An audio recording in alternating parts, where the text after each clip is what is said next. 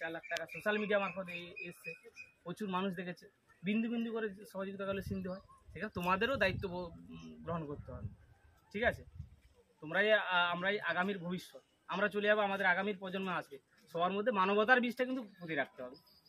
মানুষের বিপদে ছুটে আসবে, সেটা তোমার যেটুকু সামর্থ্য। যে আমি ফিনান্স দিতে পারবো না, আমি শ্রম দেবো, আমি অন্যজনের কাছে সাহায্য চাইবো যে এই ছেলেটাকে বাঁচাও, আর্তনাদ করবো, ঠিক আছে? একটা প্রাণ বাঁচতে দিচ্ছে, আমি সাহায্য করতে, যে প্রাকৃতিকভাবে চলে যায় সেটা আলাদা জিনিস, সেটা আমি সেইটা বলছি। আর একটা ব্যানার রাখবে যে বাবা এই ছেলে 21 বছর বলছে, দুর্ঘটনা ঘটে যায় আলাদা জিনিস, কিন্তু হঠাৎ করে পৃথিবী ছেড়ে চলে যাবে এরকম একটা ছেলে 21 বছর বয়সে বলছে আমাকে বাঁচাও, বোঝার চেষ্টা করো।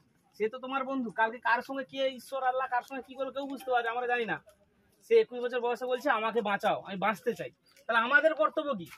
আজকে অস্মিকাকে বাঁচিয়েছে, 16 কোটি টাকা অস্মিকারও চলে এসছে কি করে? সোশ্যাল মিডিয়ার ক্ষমতা আছে, ঠিক আছে? সেখানে যেমন যারা বড় বড় পদে আসে তারাও, যেমন আমরা দেখেছি অভিষেক বন্দ্যোপাধ্যায় এগিয়ে এসছে, শুভেন্দু অধিকারী এগিয়ে এসছে, শান্তনু ঠাকুর এগিয়ে এসছে, বড় বড় সেলিব্রিটি যারা তারা এগিয়ে এসছে। আজকে একটা